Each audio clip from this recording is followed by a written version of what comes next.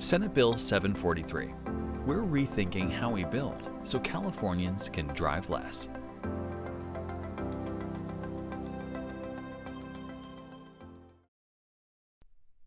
Along with other state initiatives underway, SB 743 aligns with four urgent priorities for California: improving our transportation system, meeting our climate targets, meeting the challenge of the housing crisis, and extending our commitments to protect the environment while enhancing equity and quality of life for everyone.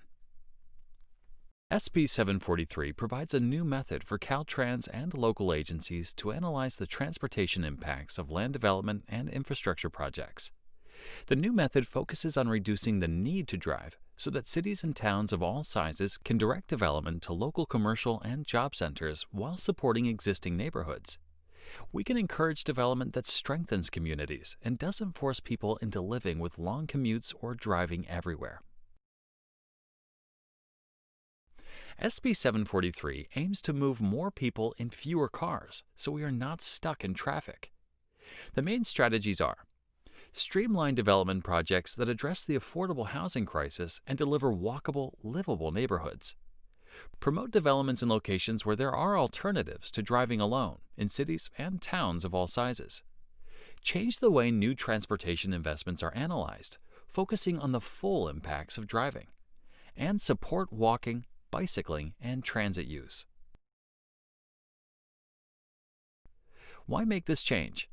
Because the ways we have studied development and transportation proposals in the past often resulted in unintended outcomes that are out of step with California's vision for the future. We have been measuring whether a new development would cause traffic delays during rush hour, but rush hour congestion doesn't really tell us if the transportation system is efficiently getting as many people as possible to the places they need to go. And evaluating congestion also doesn't tell us whether a project might cause adverse impacts to people living immediately alongside the project. If a proposed project would make congestion worse, the sponsor of the project was often required to pay to reduce project impacts, called mitigation. They might have to pay to help add lanes or widen an intersection, for example, which often didn't really ease traffic at the busiest time of day. Projects in areas that were already congested, even if they provided community benefits, new housing, or retail space, often triggered a need for expensive mitigation. Developers would often reduce the number of housing units in a project to reduce anticipated congestion.